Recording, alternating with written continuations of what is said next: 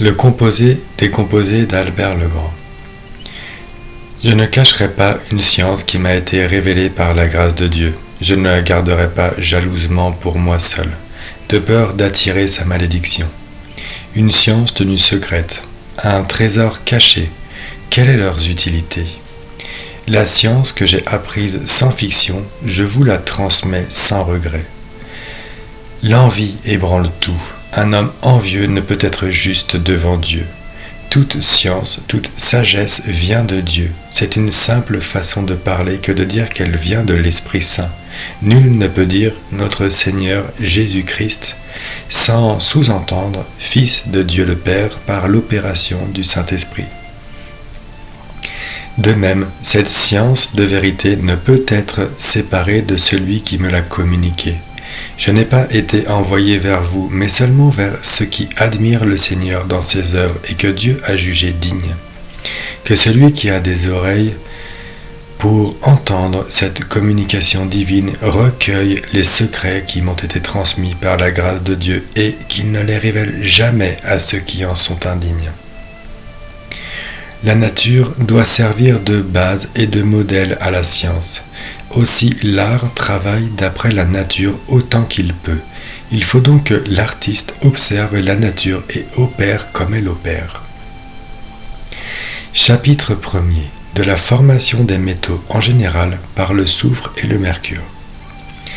On a observé que la nature des métaux, telle que nous la connaissons, est d'être engendrée d'une manière générale par le soufre et le mercure. La différence seule de cuisson et de digestion produit la variété dans l'espèce métallique. J'ai observé moi-même que dans un seul et même vaisseau, c'est-à-dire dans un même filon, la nature avait produit plusieurs métaux et de l'argent, disséminés çà et là. Nous avons en effet démontré clairement dans notre traité des minéraux que la génération des métaux est circulaire. On passe facilement de l'un à l'autre suivant un cercle. Les métaux voisins ont des propriétés semblables. C'est pour cela que l'argent se change plus facilement en or que tout autre métal. Il n'y a plus en effet à changer dans l'argent que la couleur et le poids, ce qui est facile, car une substance déjà compacte augmente plus facilement de poids, et comme il contient un soufre blanc jaunâtre, sa couleur sera aussi aisée à transformer. Il en est de même des autres métaux. Le soufre est pour ainsi dire leur père et le mercure leur mère. C'est encore plus vrai si l'on dit que dans la conjonction, le soufre représente le sperme du père et que le mercure figure un menstru coagulé pour former la substance de l'embryon. Le soufre seul ne peut engendrer, ainsi le père seul.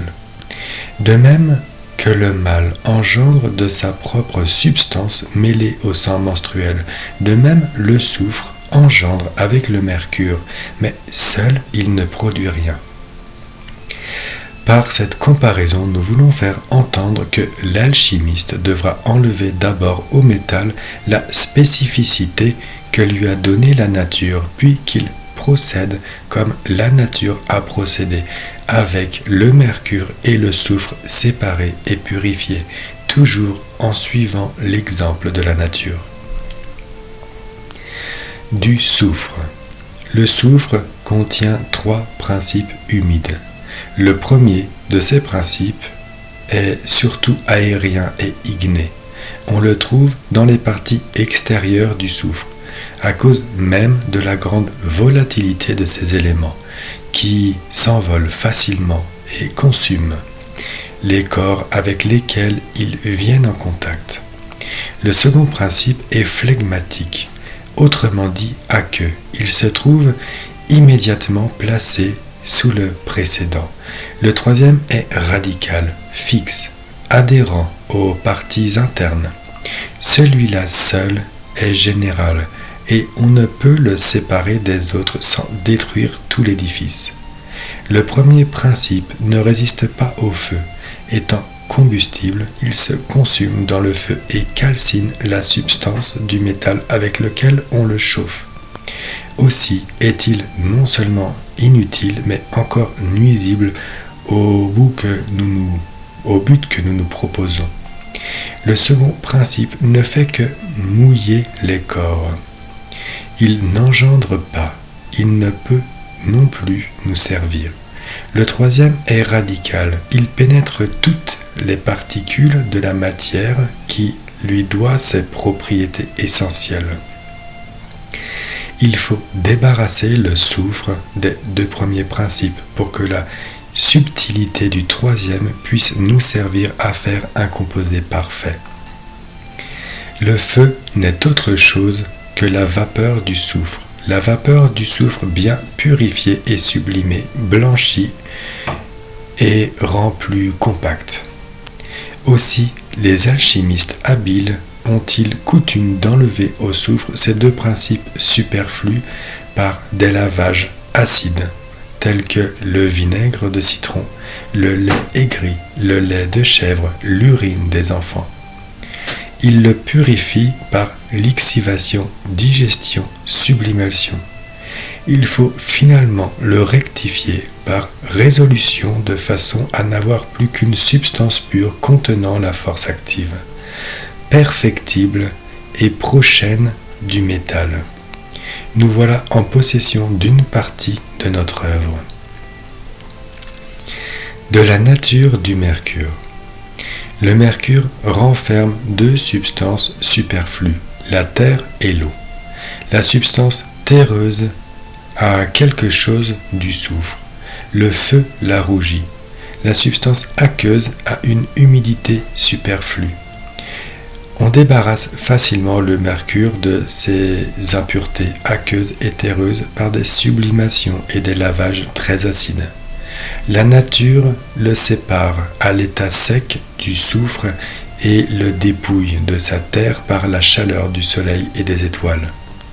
Elle obtient ainsi un mercure pur, complètement débarrassé de sa substance terreuse, ne contenant plus de parties étrangères. Elle l'unit alors à un soufre pur et produit enfin dans le sein de la terre des métaux purs et parfaits. Si les deux principes sont impurs, les métaux sont imparfaits. C'est pourquoi dans les mines on trouve des métaux différents, ce qui tient à la purification et à la digestion variable de leurs principes. Cela dépend de la cuisson.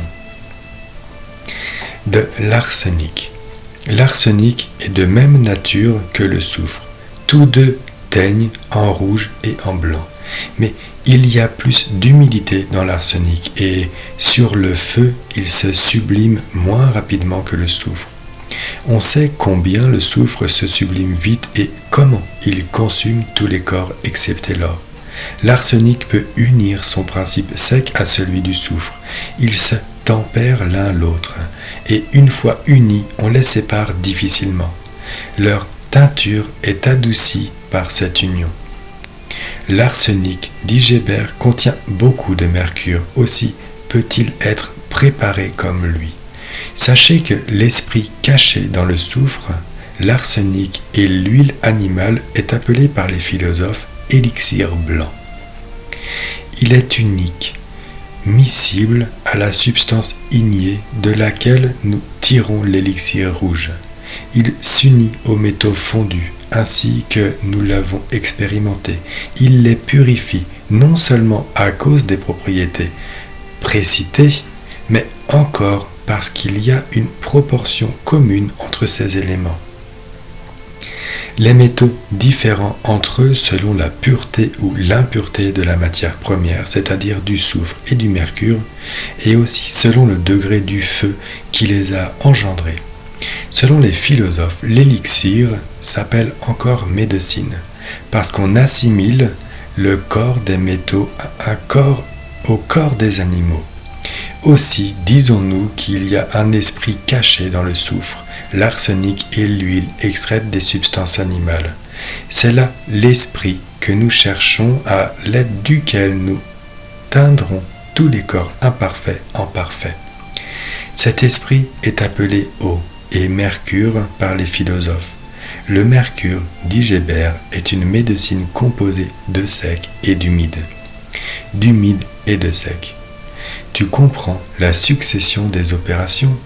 Extrait la terre du feu, l'air de la terre, l'eau de l'air, puisque l'eau peut résister au feu. Il faut noter ces enseignements. Ce sont les arcanes universels. Aucun des principes qui entrent dans l'œuvre n'a de puissance par lui-même, car ils sont enchaînés dans les métaux. Ils ne peuvent perfectionner. Ils ne sont plus fixes. Il leur manque deux substances, une miscible aux métaux en fusion, l'autre fixe qui puisse coaguler et fixer. Aussi, Rhazès a dit, il y a 4 substances qui changent dans le temps. Chacune d'elles est composée des 4 éléments et prend le nom de l'élément dominant. Leur essence merveilleuse s'est fixée dans un corps et avec ce dernier, on peut nourrir les autres corps. Cette essence est composée d'eau et d'air, combinée de telle sorte que la chaleur les liquéfie. C'est là un secret merveilleux. Les minéraux employés en alchimie doivent, pour nous servir, avoir une action sur les corps fondus. Les pierres que nous utilisons sont au nombre de 4. 2 teignent en blanc, les 2 autres en rouge. Aussi, le blanc, le rouge, le soufre, l'arsenic, Saturne n'ont qu'un même corps.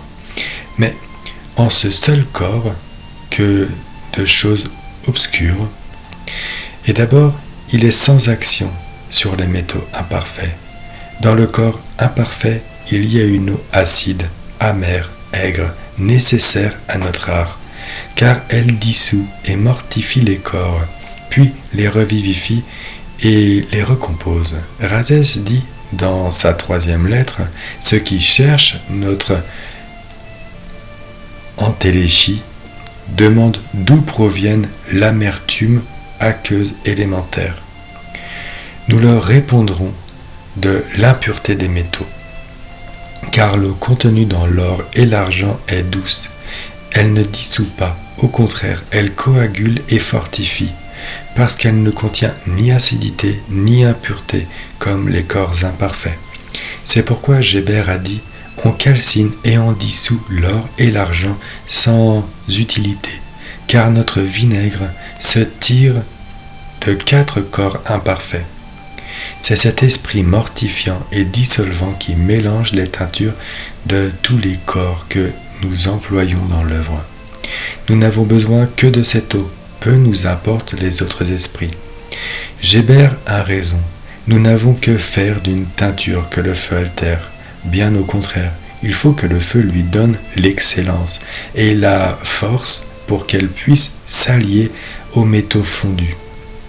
Il faut qu'elle fortifie, qu'elle fixe, que malgré la fusion, elle reste intimement unie aux métaux.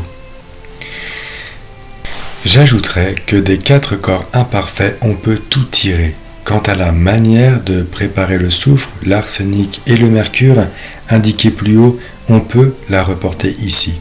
En effet, lorsque dans cette préparation, nous chauffons l'esprit du soufre et de l'arsenic avec des eaux acides ou des huiles pour en extraire l'essence ignée, l'huile, l'onctuosité, nous leur enlevons ce qu'il y a de superflu en eux.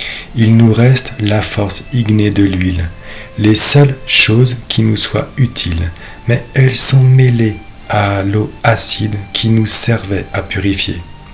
Il n'y a pas moyen de les en séparer, mais du moins nous sommes débarrassés de l'inutile. Il faut donc trouver un autre moyen d'extraire de ces corps l'eau, l'huile et l'esprit très subtil du soufre qui est la vraie teinture très acide que nous cherchons à obtenir. Nous travaillerons donc ces corps en séparant par décomposition ou encore par distillation leurs parties composantes naturelles et nous arriverons ainsi aux parties simples. Quelques-uns, ignorant la composition du magistère, veulent travailler sur le seul Mercure, prétendant qu'il a un corps, une âme et un esprit, et qu'il est la matière première de l'or et de l'argent. Il faut leur répondre qu'à la vérité, quelques philosophes affirment que l'œuvre se fait de 3 choses, l'esprit, le corps et l'âme tirés d'une seule. Mais d'autre part, on ne peut trouver en une chose ce qui n'y est pas. Or, le mercure n'a pas la teinture rouge, donc il ne peut seul suffire à former le corps du soleil. Il nous serait impossible, avec le seul mercure, de mener l'œuvre à bonne fin. La lune seule ne peut suffire. Cependant, ce corps est pour ainsi dire la base de l'œuvre. De quelque manière qu'on travaille et transforme le mercure, jamais il ne pourra constituer le corps. Ils disent aussi, on trouve dans le mercure un soufre rouge. Donc il renferme la teinture rouge. Erreur. Le soufre est le père des métaux. On n'en trouve jamais dans le mercure qui est femelle. Une matière passive ne peut se féconder elle-même. Le mercure contient bien un soufre, mais comme nous l'avons déjà dit, c'est un soufre terrestre. Remarquons enfin que le soufre ne peut supporter la fusion, donc l'élixir ne peut se tirer d'une seule chose. Chapitre 2. De la putréfaction. Le feu engendre la mort et la vie. Le feu léger dessèche le corps, et voici la raison. Le feu arrivant au contact d'un corps met en mouvement l'élément semblable à lui qui existe dans ce corps. Cet élément, c'est la chaleur naturelle. Celle-ci excite le feu extrait en premier lieu du corps. Il y a conjonction. Et l'humidité radicale du corps monte à sa surface tant que le feu agit au dehors. Dès que l'humidité radicale qui unissait les diverses portions du corps est partie, le corps meurt, se dissout, se résout. Toutes ces parties se séparent les unes des autres. Le feu agit ici comme un instrument tranchant. Quoiqu'il dessèche et rétrécisse par lui-même, il ne le peut qu'autant qu'il y a dans le corps une certaine prédisposition, surtout si le corps est compact comme l'est un élément. Ce dernier manque d'un mixte agglutinant qui se séparerait du corps après la corruption. Tout cela peut se faire par le soleil, parce qu'il est d'une nature chaude et humide par rapport aux autres corps. Chapitre 3. Du régime de la pierre. Il y a 4 régimes de la pierre. 1. Décomposer. 2. Laver. 3. Réduire. 4. Fixer. Dans le premier régime, on sépare les natures, car sans division, sans purification, il ne peut y avoir conjonction. Pendant le second régime, les éléments séparés sont lavés, purifiés et ramenés à l'état simple. Au troisième, on change notre soufre en minière du soleil, de la lune et des autres métaux. Au quatrième, tous les corps précédemment extraits de notre pierre sont unis, composés et fixés pour rester désormais conjoints. Il y en a qui comptent 5 degrés dans le magistère. Premier, résoudre les substances en leur matière première. Deuxièmement, amener notre terre, c'est-à-dire la magnésie noire, à être prochaine de la nature du soufre et du mercure. Troisième, rendre le soufre aussi prochain que possible de la matière minérale du soleil et de la lune. Quatrième, composer de plusieurs choses un élixir blanc. Cinquième, brûler parfaitement l'élixir blanc, lui donner la couleur du cinabre et partir de là pour faire l'élixir rouge. Enfin, il y en a qui comptent 4 degrés dans l'œuvre, d'autres 3, d'autres 2 seulement. Ces derniers comptent ainsi. Premier, mise en œuvre et purification des éléments. Deuxième, conjonction. Remarque bien ce qui suit. La matière de la pierre des philosophes est à bas prix. On la trouve partout. C'est une eau visqueuse comme le mercure que l'on extrait de la terre. Notre eau visqueuse se trouve partout, jusque dans les latrines, ont dit certains philosophes, et quelques imbéciles, prenant leurs paroles à la lettre, l'ont cherchée dans les excréments. La nature opère sur cette matière en lui enlevant quelque chose, son principe terreux, et en lui adjoignant quelque chose, le soufre des philosophes, qui n'est pas le soufre du vulgaire, mais un soufre invisible. Teinture du rouge. Pour dire la vérité, c'est l'esprit du vitriol romain. Prépare-le ainsi. Prends du salpêtre et du vitriol romain, 2 livres de chaque, broie subtilement.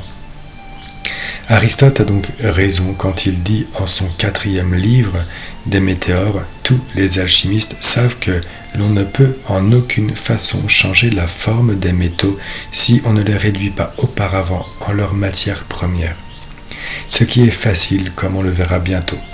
Le philosophe dit qu'on ne peut pas aller d'une extrémité à l'autre sans passer par le milieu. À une extrémité de notre pierre philosophale sont 2 luminaires, l'or et l'argent. À l'autre extrémité, l'élixir parfait ou teinture. Au milieu, l'eau de vie philosophique, naturellement purifiée, cuite et digérée. Toutes ces choses sont proches de la perfection et préférables au corps de nature plus éloignée. De même qu'au moyen de la chaleur, la glace se résout en eau pour avoir été jadis eau. De même, les métaux se résolvent en leur première matière, qui est notre eau de vie. La préparation est indiquée dans les chapitres suivants. Elle seule peut réduire tous les corps métalliques en leur matière première. Chapitre 4 de la sublimation du mercure. Au nom du Seigneur, procure-toi 1 livre de mercure pur provenant de la mine. D'autre part, prends du vitriol romain et du sel commun calciné. Broie et mélange intimement. Mets ces 2 dernières matières dans un large vase de terre, vernissé sur un feu doux, jusqu'à ce que la matière commence à fondre et à couler. Alors prends ton mercure minéral, mets-le dans un vase à long col et verse goutte à goutte sur le vitriol et le sel en fusion. Remue avec une spatule de bois jusqu'à ce que le mercure soit tout entier dévoré et qu'il n'en reste plus trace. Quand il aura complètement disparu, dessèche la matière à feu doux pendant la nuit. Le lendemain matin, tu prendras la matière bien desséchée, tu la broieras finement sur une pierre. Tu mettras la matière pulvérisée dans le vase sublimatoire nommé aludel pour la sublimer selon l'art. Tu mettras le chapiteau et tu enduiras les jointures d'un luth philosophique afin que le mercure ne puisse s'échapper. Tu placeras l'aludel sur son fourneau et tu l'y lutteras de façon qu'il ne puisse s'incliner et qu'il se tienne bien droit. Alors tu feras un petit feu pendant 4 heures pour chasser l'humidité du mercure et du vitriol. Après l'évaporation de l'humidité, augmente le feu pour que la matière blanche et pure du mercure se sépare de ses impuretés. Cela pendant 4 heures. Tu verras si cela suffit et en introduisant une baguette de bois dans le vase sublimatoire par l'ouverture supérieure, tu descendras jusqu'à la matière et tu sentiras si la matière blanche du mercure est superposée au mélange. Si cela est, enlève le bâton, ferme l'ouverture du chapiteau avec un luth pour que le mercure ne puisse s'échapper et augmente le feu de telle sorte que la matière blanche du mercure s'élève au-dessus des fesses jusqu'à dans l'aludel. Cela pendant 4 heures. Chauffe enfin avec du bois, de manière à obtenir des flammes. Il faut que le fond du vase et le résidu deviennent rouges. Continue ainsi tant qu'il restera un peu de substance blanche du mercure adhérent aux fesses. La force et la violence du feu finiront par l'en séparer. Cesse alors le feu, laisse refroidir le fourneau et la matière pendant la nuit. Le lendemain matin, retire le vase du fourneau. Enlève les luttes avec précaution pour ne pas salir le mercure. Ouvre l'appareil. Si tu trouves une matière blanche, sublimée, pure, compacte, pesante, tu as réussi. Mais si ton sublimé était spongieux, léger, poreux, ramasse-le, recommence la sublimation sur le résidu en ajoutant à nouveau du sel commun pulvérisé. Opère dans le même vase sur son fourneau, de la même manière, avec le même degré de feu que plus haut. Ouvre alors le vase, vois si le sublimé est blanc, compact, dense. Recueille-le et mets-le soigneusement de côté pour t'en servir quand tu en auras besoin pour terminer l'œuvre. Mais s'il ne se présentait pas encore tel qu'il doit être, il te faudrait le sublimer une troisième fois jusqu'à ce que tu l'obtiennes pur, compact, blanc et pesant. Remarque que par cette opération, tu as enlevé au mercure 2 impuretés. D'abord, tu lui as ôté toute son humidité superflue. En second lieu, tu l'as débarrassé de ces parties terreuses impures qui sont restées dans les fesses. Tu l'as aussi sublimé en une substance claire, demi-fixe. Mets-le de côté, comme on te l'a recommandé.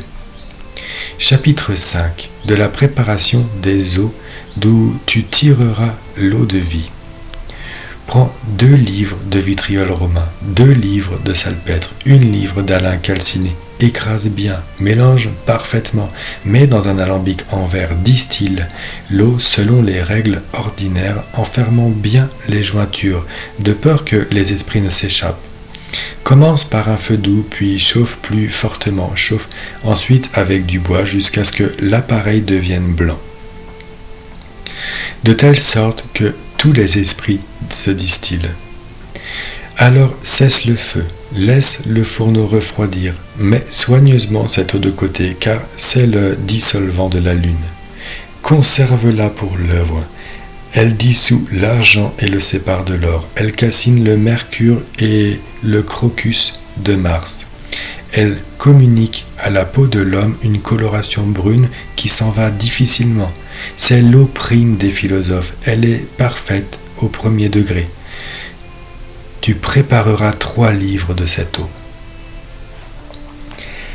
Eau seconde préparée par le sel ammoniaque. Au nom du Seigneur, prends 1 livre d'eau prime et y dissout 4 lots de sel ammoniaque pur et incolore. La dissolution faite, l'eau a changé de couleur. Elle a acquis d'autres propriétés. L'eau prime était verdâtre. Elle dissolvait la lune, était sans action sur le soleil. Mais dès qu'on lui ajoute du sel ammoniaque, elle prend une couleur jaune, elle dissout l'or, le mercure, le soufre sublimé et communique une forte coloration jaune à la peau de l'homme.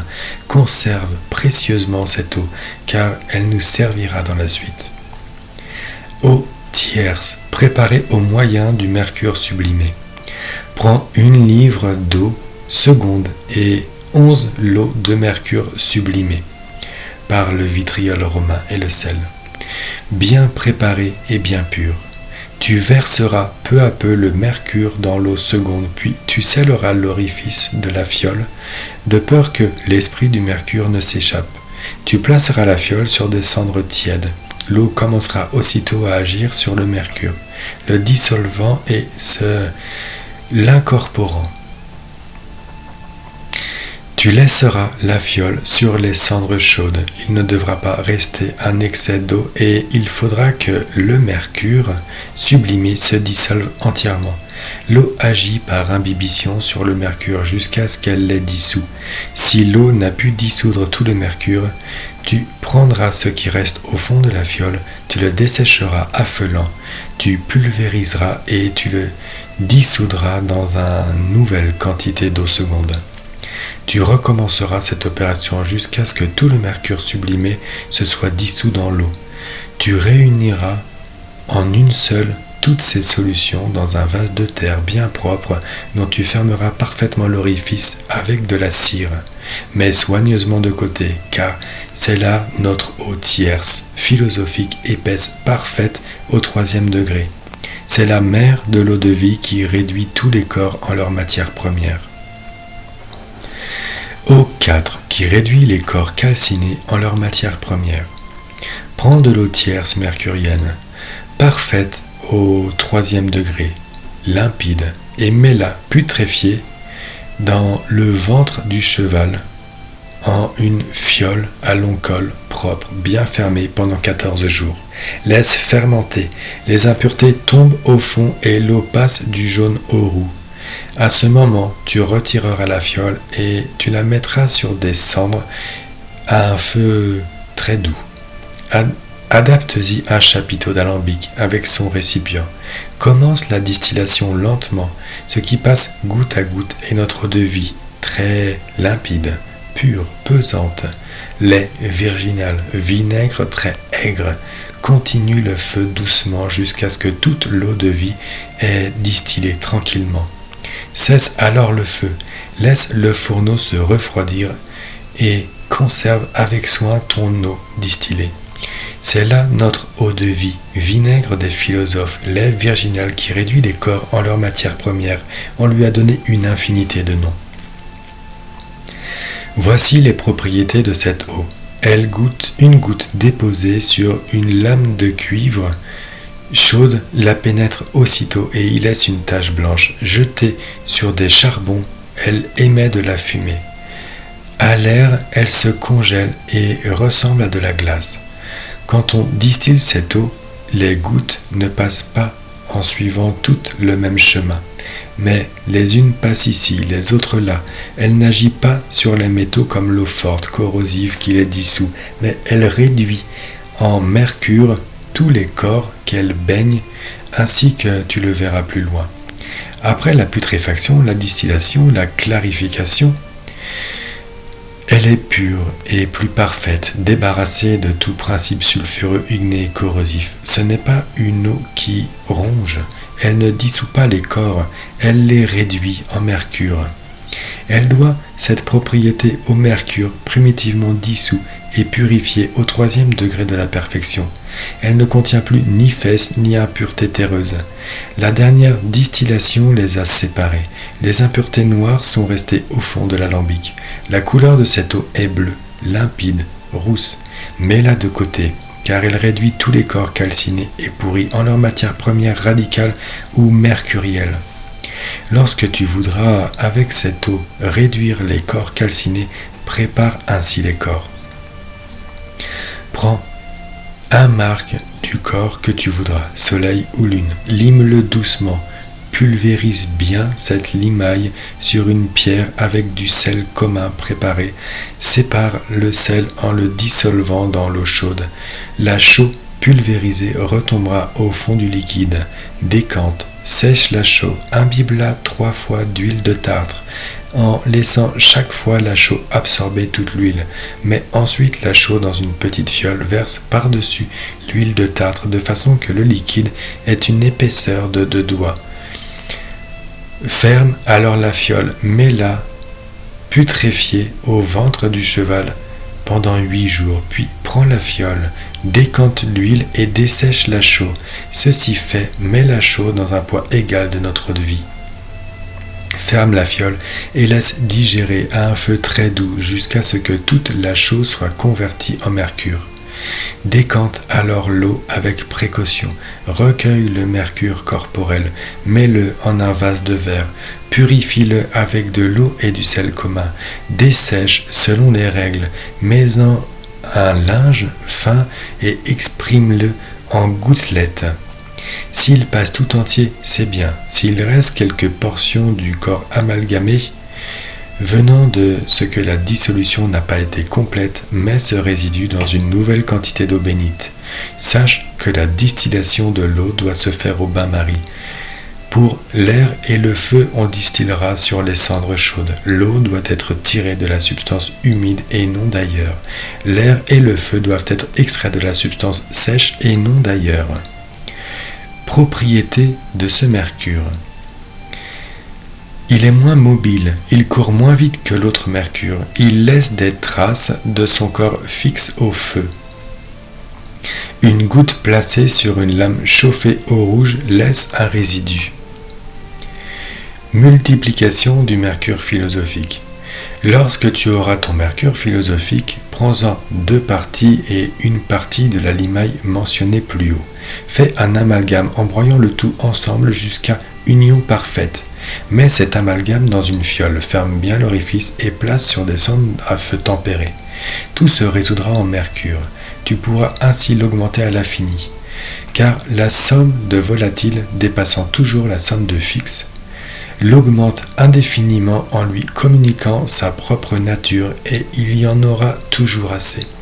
Maintenant, tu sais préparer l'eau de vie, tu en connais les degrés et les propriétés, tu connais la putréfaction des corps métalliques, leur réduction à la matière première, la multiplication de la matière à l'infini. Je t'ai expliqué clairement ce que tous les philosophes ont caché avec soin. Pratique du mercure des sages. Ce n'est pas le mercure du vulgaire, c'est la matière première des philosophes, c'est un élément aqueux. Froid, humide, c'est une eau permanente, c'est l'esprit du corps, vapeur grasse, eau bénite, eau forte, eau des sages, vinaigre des philosophes, eau minérale, rosée de la glace céleste. Il y a bien d'autres noms encore, et bien qu'ils soient différents, ils désignent tous une seule et même chose qui est le mercure des philosophes. Il est la force de l'alchimie. Seul il peut servir à faire la teinture blanche et la rouge, entre autres. Prends donc au nom de Jésus-Christ, notre maître vénérable, eau des philosophes, il est primitif des sages, c'est la pierre qu'on t'a découverte dans ce traité. C'est la matière première du corps parfait, comme tu l'as deviné. Mets ta matière dans un fourneau, en un vaisseau propre, clair, transparent, rond, dont tu scelleras hermétiquement l'orifice, de sorte que rien ne puisse s'échapper. Ta matière sera placée sur un lit bien aplani, légèrement chaud. Tu l'y laisseras 1 mois philosophique. Tu maintiendras la chaleur égale tant que la sueur de la matière se sublimera jusqu'à ce qu'elle ne sue plus. Que rien ne monte, que rien ne descende, qu'elle commence à pourrir, à suffoquer, à se coaguler, à se fixer par suite de la constance du feu. Il ne s'élèvera plus de substances aériennes fameuses et notre mercure restera au fond sec, dépouillé de son humidité, pourri, coagulé, changé en une terre noire qu'on appelle terre noire du corbeau, élément sec terreux. Quand tu auras fait cela, tu auras accompli la véritable sublimation des philosophes, pendant laquelle tu as parcouru tous les degrés précisés. Sublimation du mercure, distillation, coagulation, putréfaction, calcination, fixation, dans un seul vaisseau et un seul fourneau, comme il a été dit. En effet, quand notre pierre est dans son vaisseau et qu'elle s'élève, on dit alors qu'il y a une sublimation ou ascension. Mais quand ensuite elle retombe au fond, on dit qu'il y a distillation ou précipitation. Puis, lorsqu'après la sublimation et la distillation, notre pierre commence à pourrir et à se coaguler, c'est la putréfaction et la coagulation. Finalement, quand elle se calcine et se fixe par privation de son humidité radicale aqueuse, c'est la calcination et la fixation. Tout cela se fait par le seul acte de chauffer, en un seul fourneau, en un seul vaisseau, comme il a été dit. Cette sublimation constitue une véritable séparation des éléments d'après les philosophes. Le travail de notre pierre ne consiste qu'en la séparation et conjonction des éléments, car dans notre sublimation, l'élément aqueux, froid et humide se change en élément terreux, sec et chaud. Il s'ensuit que la séparation des éléments de notre pierre n'est pas vulgaire mais philosophique. Notre seule sublimation très parfaite suffit en effet à séparer les éléments de notre pierre, et il n'y a que la forme des 2 éléments, l'eau et la terre, qui contiennent virtuellement les 2 autres. La terre renferme virtuellement le feu à cause de sa sécheresse. L'eau renferme virtuellement l'air à cause de son humidité. Il est donc bien évident que si notre pierre n'a en elle que la forme des 2 éléments, elle les renferme virtuellement, tous les 4. Aussi, un philosophe a-t-il dit, il n'y a pas de séparation des 4 éléments dans notre pierre, comme le pensent les imbéciles. Notre nature renferme un arcane très caché dont on voit la force et la puissance, la terre et l'eau. Elle renferme 2 autres éléments, l'air et le feu, mais ils ne sont ni visibles ni tangibles. On ne peut les représenter, rien ne les décèle. On ignore leur puissance, qui ne se manifeste que dans les 2 autres éléments, terre et eau, lorsque le feu change les couleurs pendant la cuisson. Voici que par la grâce de Dieu, tu as le second composant de la pierre philosophale, qui est la terre noire. Terre de corbeau, mère, cœur, racine des autres couleurs. C'est cette terre comme d'un tronc, tout le reste prend naissance. Cet élément terreux, sec, a reçu dans les livres des philosophes un grand nombre de noms.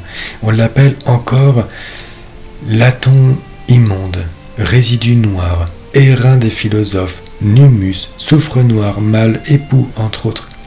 Malgré cette infinie variété de noms, ce n'est jamais qu'une seule et même chose tirée d'une seule matière. À la suite de cette privation d'humidité, causée par la sublimation philosophique et volatile, est devenu fixe, le mou dur, la queue est devenue terreux. Selon Geber, c'est la métamorphose de la nature, le changement de l'eau en feu, selon la tourbe. C'est encore le changement des constitutions froides et humides en constitutions bilieuses sèches, selon les médecins. Aristote dit que l'esprit a pris un corps, et Alphidius que le liquide est devenu visqueux, l'occulte est devenu manifeste, dit Ridianus, dans le livre des 3 paroles. L'on comprend maintenant les philosophes quand ils disent « Notre grande œuvre n'est autre qu'une permutation d'une nature, une évolution des éléments. » Il est bien évident que par cette privation d'humidité, nous rendons la pierre sèche.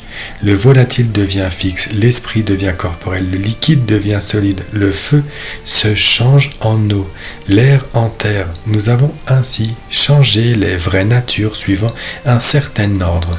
Nous avons fait tourner les 4 éléments en cercle, nous avons permuté leur nature. Que Dieu soit éternellement béni. Amen. Passons maintenant, avec la permission de Dieu, à la seconde opération qui est le blanchiment de notre terre pure. Prends donc 2 parties de terre fixe ou terre de corbeau, broie-la subtilement et avec précaution en un mortier excessivement propre. Ajoute-y une partie de l'eau philosophique que tu sais, c'est l'eau que tu as mis de côté. Applique-toi à les unir en imbibant peu à peu d'eau la terre sèche jusqu'à ce qu'elle ait étanché sa soif. Broie et mélange si bien que l'union du corps, de l'âme et de l'eau soit parfaite et intime. Ceci fait, tu mettras le tout dans un matelas scellé hermétiquement pour que rien ne s'échappe, et tu la placeras sur son petit lit uni, tiède, toujours chaud, pour qu'en suant, il débarrasse ses entrailles du liquide qu'il a bu. Tu l'y laisseras 8 jours, jusqu'à ce que la terre blanchisse en partie. Tu prendras alors la pierre, tu la pulvériseras, tu l'imbiberas de nouveau de lait virginal, en remuant jusqu'à ce qu'elle ait étanché sa soif.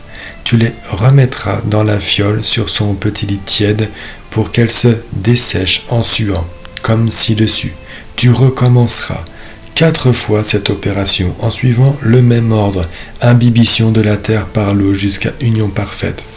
Dessiccation, calcination, tu auras ainsi suffisamment cuit la terre de notre pierre très précieuse.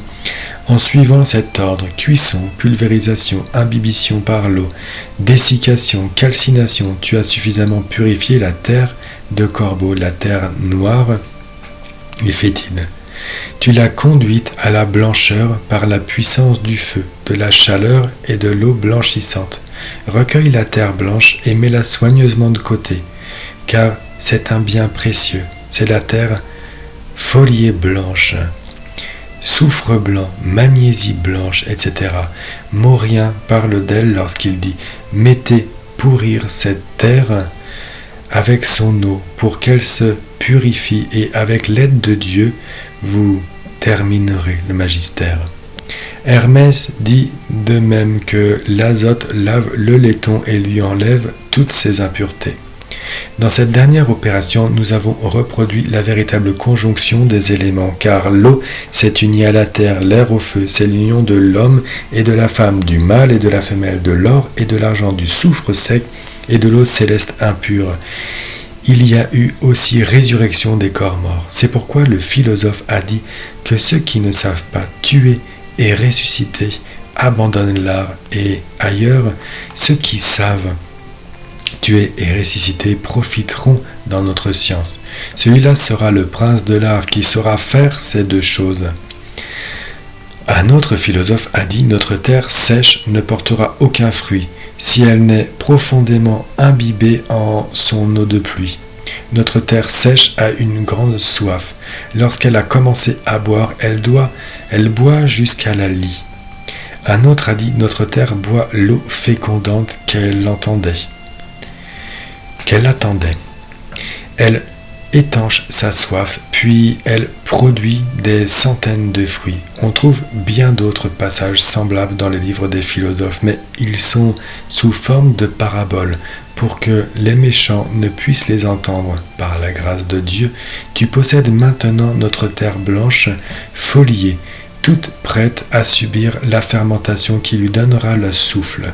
Aussi le philosophe a dit « Blanchissez la terre noire avant de lui adjoindre le ferment. » Un autre a dit « Semez votre or dans la terre foliée blanche, et elle vous donnera du fruit au centuple. Gloire à Dieu. Amen. » Passons à la troisième opération qui est la fermentation de la terre blanche.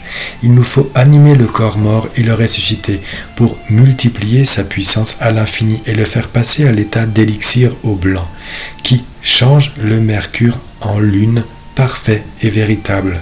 Remarque que le ferment ne peut pénétrer le corps mort que par l'intermédiaire de l'eau qui fait le mariage et sert de lien entre la terre blanche et le ferment. C'est pourquoi dans toute fermentation, il faut noter le poids de chaque chose. Si donc tu veux fermenter la terre foliée blanche pour la changer en élixir blanc, renferme un excès de teinture. Il te faut prendre 3 parties de terre blanche ou corps mort folié, 2 parties de l'eau de vie que tu as mis en réserve et 1 partie et demie de ferment. Prépare le ferment de telle sorte qu'il soit réduit en une chaux blanche, ténue et fixe, si tu veux faire l'élixir au blanc. Si tu veux faire l'élixir au rouge, sers-toi de chaux d'or très jaune, préparé selon l'art. Il n'y a pas d'autre ferment que cela. Le ferment de l'argent est l'argent, le ferment de l'or est l'or. Ne cherche donc pas ailleurs. La raison en est que ces 2 corps sont lumineux. Ils renferment des rayons éclatants qui communiquent aux autres corps la vraie rougeur et blancheur. Ils sont d'une nature semblable à celle du soufre, de plus pur et le plus pur de la matière. De l'espèce des pierres. Extrais donc chaque espèce de son espèce, chaque genre de son genre. Ne mêle pas, surtout, les 2 œuvres, sinon tu ne feras rien de bon. Tous les philosophes disent que notre pierre se compose de 3 choses, le corps, l'esprit et l'âme. Or, la terre blanche foliée, c'est le corps. Le ferment, c'est l'âme qui lui donne la vie. L'eau intermédiaire, c'est l'esprit. Réunis ces 3 choses en une par le mariage, en les broyant bien en une pierre propre, de façon à les unir dans leurs plus infinies particules et à en former un chaos confus. Quand tu auras fait un seul corps de tout, tu les mettras doucement dans une fiole spéciale que tu placeras sur son lit chaud pour que le mélange se coagule, se fixe et devienne blanc. Tu prendras cette pierre blanche bénite, tu la broieras subtilement sur une pierre bien propre, tu l'imbiberas avec un tiers de son poids d'eau pour abaisser sa soif. Tu la remettras ensuite dans la fiole claire et propre sur son lit tiède et chaud pour qu'elle commence à suer, à rendre son eau et finalement tu laisseras ses entrailles se dessécher. Recommence plusieurs fois jusqu'à ce que tu aies préparé par ce procédé notre très excellente pierre blanche, fixe, qui pénètre les plus petites parties des corps très rapidement, coulant comme l'eau fixe quand on la met sur le feu, changeant les corps imparfaits en argent véritable, comparable en tout à l'argent naturel. Remarque que si tu recommences plusieurs fois toutes ces opérations dans le même ordre, dissoudre, coaguler, broyer, cuire, ta médecine sera d'autant meilleure. Son excellence augmentera de plus en plus. Plus tu travailleras ta pierre pour en augmenter la vertu, et plus tu auras de rendement lorsque tu feras la projection sur les corps imparfaits. En sorte qu'après une opération, une partie de l'élixir change 100 parties de n'importe quel corps en l'une. Après 2 opérations, 1000, après 3, 10 000, après 4, 100 000, après 5, 1 million, après 6 opérations, des milliers de mille, et ainsi de suite à l'infini. Aussi, les adeptes louent-ils tous la grande maxime des philosophes sur la persévérance à recommencer cette opération. Si une imbibition avait suffi, ils n'auraient pas tant discouru sur ce sujet. Grâce soit rendue à Dieu. Amen.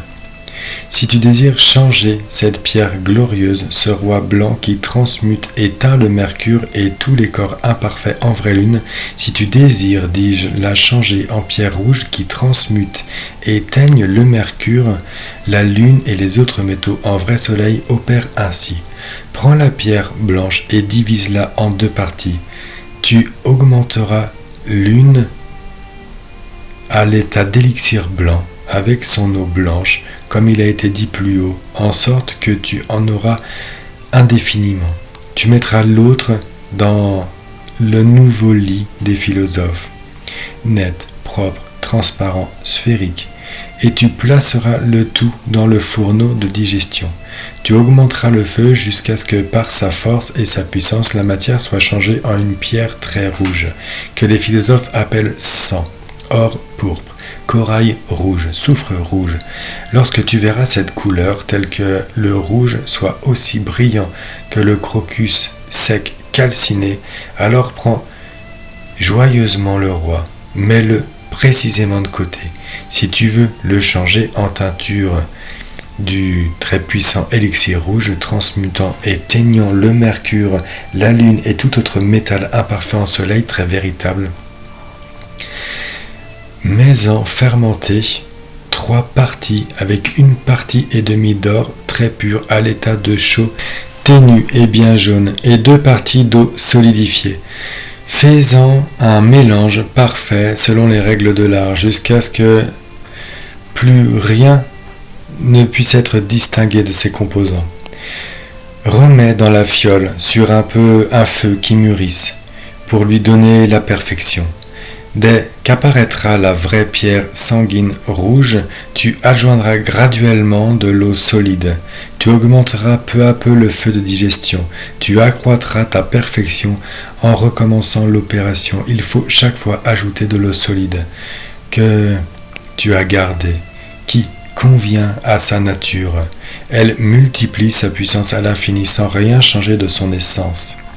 Une partie d'élixir parfait au premier degré projetée sur 100 parties de mercure, lavée avec du vinaigre et du sel, comme tu dois le savoir, placée dans un creuset à petit feu jusqu'à ce que des fumées apparaissent, les transmute aussitôt en véritable soleil meilleur que le naturel. De même, en remplaçant le mercure par la lune, pour chaque degré de perfection en plus de l'élixir, c'est la même chose que pour l'élixir blanc, jusqu'à ce qu'il teigne enfin en soleil des quantités infinies de mercure et de lune. Tu possèdes maintenant un précieux arcane, un trésor infini.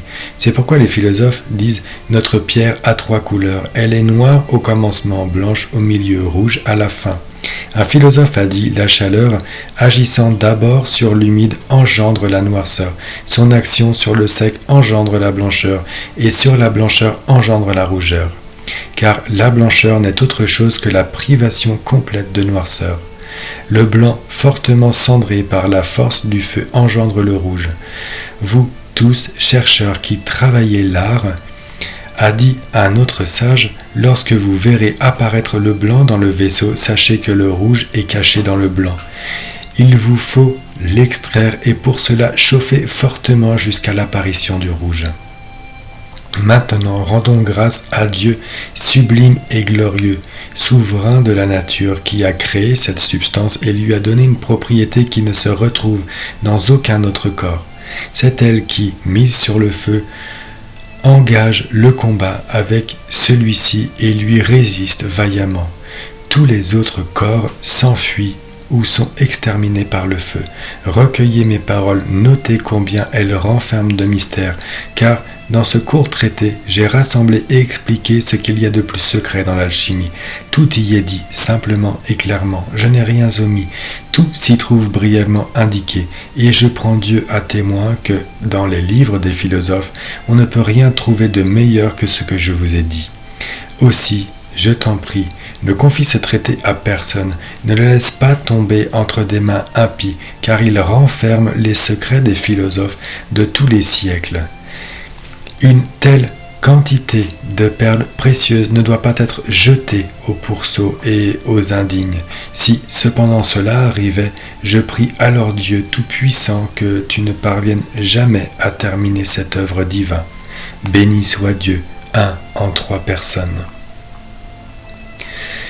Ainsi se termine ce traité d'alchimie d'Albert le Grand. Si vous avez aimé cet audio, n'hésitez pas à mettre un j'aime. Je vous remercie de votre attention et je vous dis à bientôt.